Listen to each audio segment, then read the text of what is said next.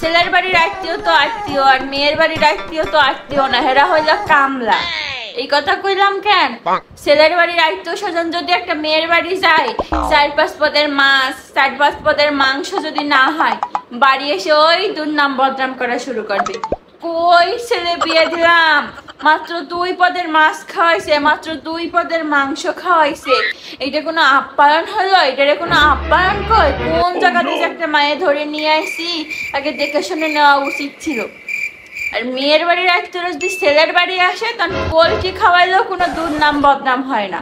তখন কবেন, ইস কি আত্মীয় আইসে, একটা পোলট্রি আনলেই হয়ে যাবে না। আর কিন্তু মেয়ের বাড়ি আত্মীয় পোলট্রি খাইয়ে চলে যায়, কিন্তু কোনো দুর্নাম বদনাম কোনো সমস্যা নাই, কিচ্ছু নাই। তারা যাইও কোনো দুর্নাম বদনাম করবে না।